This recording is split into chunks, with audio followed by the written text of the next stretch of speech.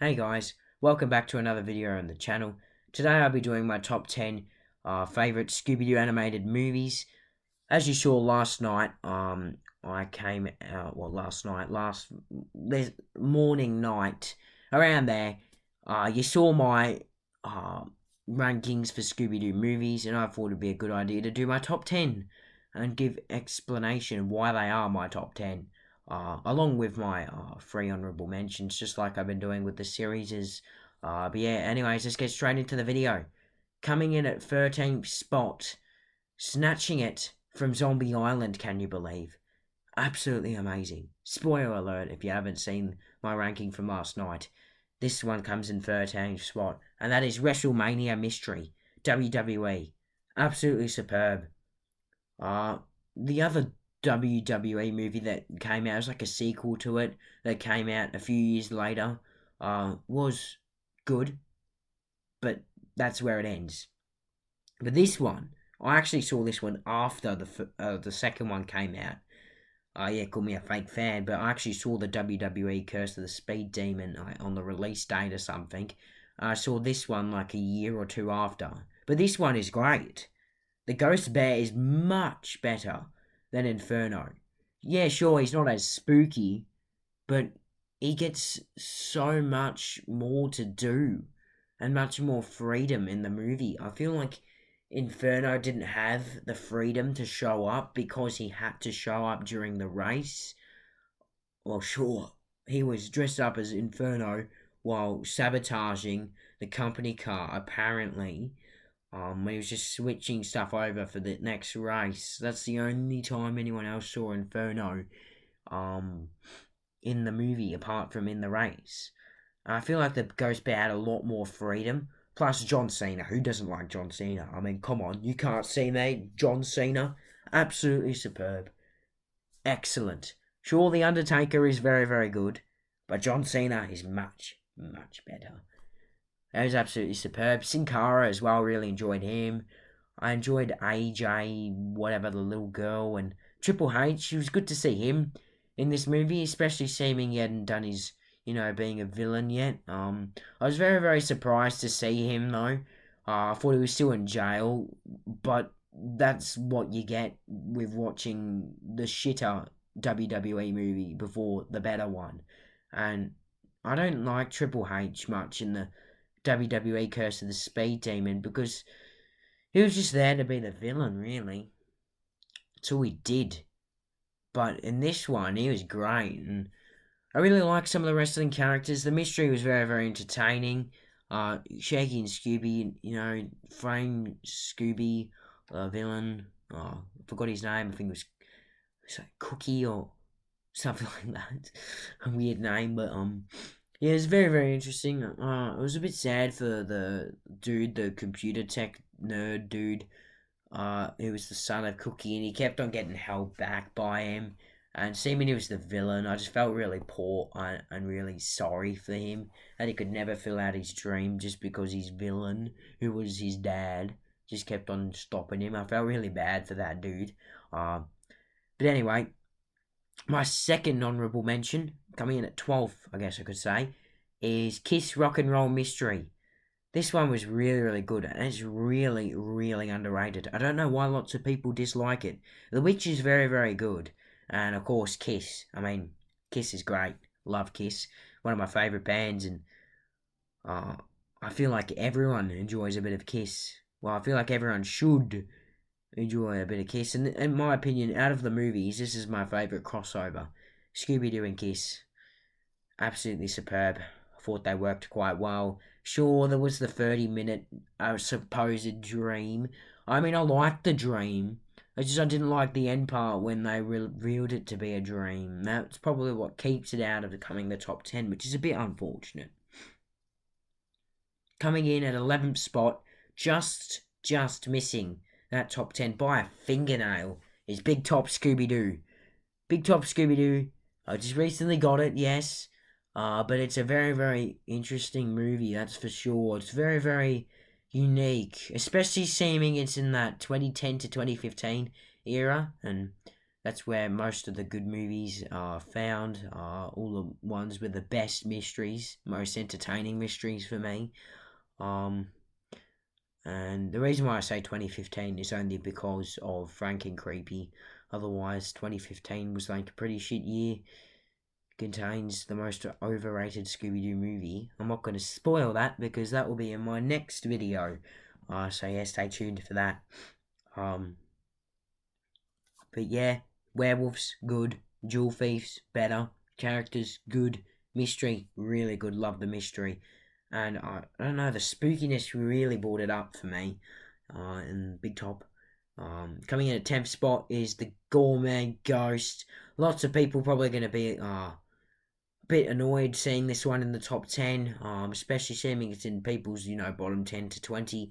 I really, really enjoy this one, and again, it's a very, very underrated. The Red Ghost is superb. Bobby Flay was a great ad, and Jada De Laurentiis. And I enjoyed all the characters. Henry Metcalf and Skip Taylor. They were great. And guess I kind of wasn't expecting this movie to be so good. That's why it's in the top 10. Not necessarily spooky. It's just very, very entertaining, which is very, very odd for the 2015 to the present type era. Late 2015, early 2016. But anyway, that's just my opinion. Coming in at ninth spot is a very, very popular one. It's actually been pushed all the way down to ninth. I'm surprised. Is Scooby-Doo and the Witch's Ghost. This one is absolutely superb. Second ever, proper animated direct-to-video film. This one was really good because it was really, really spooky, and it also created the Hex Girls. How can a movie that created the Hex Girls not be in someone's top 10? It has to be in there, and lots of people might be shocked by this, but I enjoyed this one more than Zombie Island. I feel like the spookiness is up there as well. I actually think it's better. Ben Ravencroft is a big twist. I was not expecting that at all. I don't think anyone was expecting him to be so evil, and probably the gang's evilest villain in the end. And yeah, just wasn't expecting that at all. Sarah Ravencroft, she was great. The witch that was made by the town was pretty good too. But Sarah Ravencroft was better. Coming in at 8th spot is a very, very underrated one, and that's Scooby-Doo Abracadabra-Doo. This one's in the 2010 to 2015 type era where all the movies are very, very good, and the mysteries are just, that's where it's at for the mysteries. Like, yeah, sure, the mysteries can be pretty good in What's New as well, that type of era, but not as good. Abracadabra-Doo was really, really good. I thought they balanced everything out nicely. You got the Shaggy and Madeline romance explored. You saw plenty of characters. Amazing characters. Very, very spooky. Gets very, very intense, I feel, when Madeline gets taken away and Shaggy, the brave soul, goes down to find his love and bring her back from the castle, and the griffin was absolutely superb. Yeah, it turned out to be a giant puppet, which isn't great, but I'll give it a pass. And the Banshee as well. She was a puppet at one point, but she was pretty good. Very, very spooky. Coming in at 7th place is Scooby-Doo Shaggy Showdown. This one's really, really underrated as well. Just missing out on the top 5 as well. Very, very close to being a 10 out of 10 as well. Very, very good movie. Very, very underrated. I've got a movie coming out, a video coming out soon, of course, where I've got my underrated films in there. Like I said before, this one was very, very close to getting in. Very, very, very good movie, this one. I love the history behind Dapper Jack, and we get, Shaggy's cousin Tony, which is very, very random. You don't normally see family members being explored so late, especially into making these films. And I don't know, I just really, really enjoyed it. And I feel like we should have seen a bit more from her as well. But Rafe was a great character. I really enjoyed Rafe. Um, I really enjoyed the movie. I had absolutely no idea it was Rafe. All I remember was I remember watching this movie for the first time the year it came out. I mean, I had to get it the year it came out. I mean, I didn't watch it um like as soon as it came out because I think it came out quite early on in 2017. I remember watching it. I think it was about February or something. With my brother. And my dad. I remember this quite clearly. I didn't get the movie until later on that year. Uh, but I remember my dad kept on coming up to me. Because he's making he was cooking as well, and he kept on coming in to check every scene. This is when me and my brother loves Scooby Doo, and we just wanted someone to watch it with, and my mum being a big Scooby Doo fan, and my dad, getting used to it and just having to suck it up and deal with it in the end, watching every single Scooby Doo. He kept on coming in and he was really, really enjoying it. And he kept on coming up to me every single time and said, "It's him. It has to be Rafe. It just has to be Rafe." I kept on saying, "Nah, bullshit. He's the last person anyone would expect apart from Tony." And then it turned out to be Rafe, and I was just like, how the hell did that trick me so well? And I love it when mysteries trick you so well. But the thing is, the experience has to happen the very first time you watch it. And the thing is, some of these movies I haven't seen until pretty late on.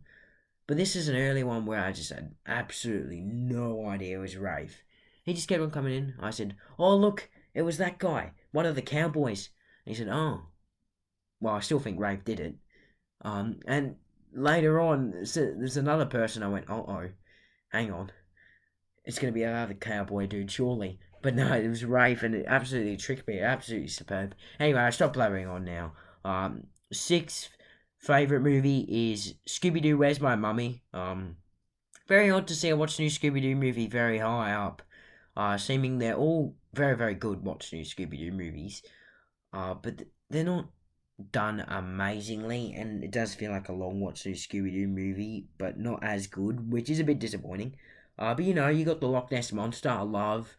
Aloha, love. Samurai Sword, love. Chill Out, love. I think that's most of them, if not all of them. Goblin King, I didn't like as much. But this is one of two that I really, really love, and Where's My Mummy was absolutely superb. I find. Uh, Velma being tricked into being the culprit. Again, this is the one where I watched it earlier on. I has absolutely no idea who it was because I knew it could be the bad guys because we kept on seeing them with the mummies. I had absolutely no idea who it was in the end. It turned out to be all the people that got supposedly turned to stone.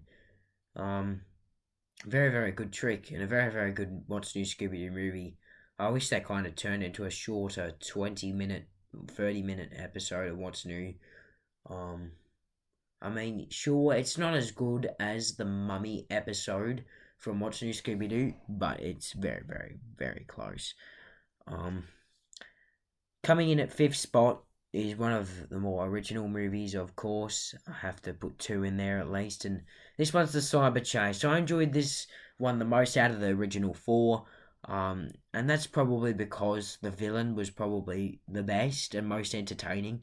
I thought he was quite fun at times too, the Phantom Virus, especially when he was answering the questions, and if he didn't answer the question correctly, Shaggy and Scooby would zap him. I thought that was quite good, and I don't know, it's just quite a fun feeling around it. And, going through all those 10 levels in the video game, I think that'd be quite fun. Apart from, nearly dying.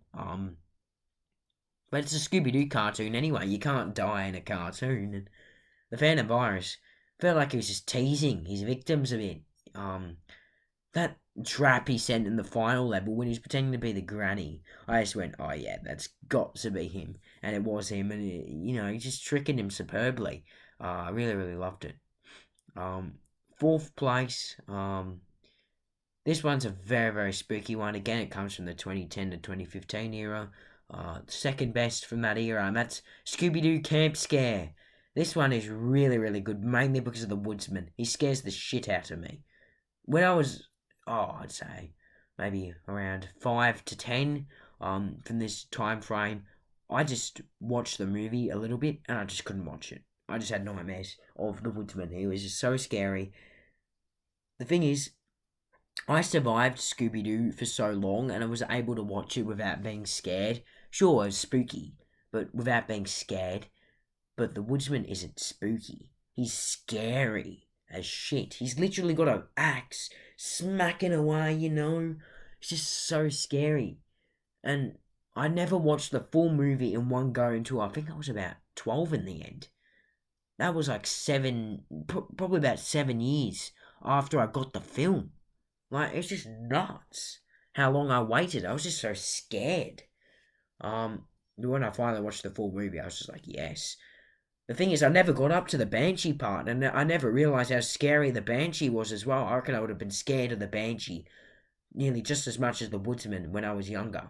The Fishman, he was scary at times, when he's got Fred and Daphne, they're trapped, about to lose air, oxygen, and I thought that was quite scary. I was scared of the Fishman when he was out in the mud, because he can breathe out of the water. I didn't know that would happen, so I was kind of scared there as well. Coming in at third place as well, and I never really got to watch this movie. My primary school, they had like it's called OSH, but it's like a before school care and after school care type thing. And because my parents are always working, I'd always go there every single year until COVID came in year 6, my final year of primary school, when COVID first came out. I always went there, and I remember I'd always try and sit through this one movie, and that is Stage Fright. Scooby-Doo Stage Fright. I always try and sit through it. But in the first 10 minutes, I just get so scared of the Phantom. Again, he's the only other villain with the Woodsman that actually scared the shit out of me when I was a kid. Scared me so much I couldn't watch the movie. Like, sure, there was a couple early episodes, like maybe Mamba Wamba. Lila's scream about halfway through the episode always gets me. It even gets me now. I might give a little jump like that when it happens, because it's just so unexpected, and it happens at such an unexpected time. You just wouldn't expect that to happen. But no movie had ever done that to me. And Stage Fright, I saw it before Camp Scare, and it was just horrible and horrific. But yeah, I finally watched the full thing about 5 years ago, and I just enjoy it. I don't actually have it on DVD. It's the only movie I currently don't own on DVD, apart from Daphne and Velma, and Mystery Begins as well. But I've got it on YouTube, and I think it says on YouTube that I've watched it about 5 times already, and I only got it like late last year, I think, on YouTube. It was, not that long ago. It was like a year and maybe a bit ago, which is very, very odd.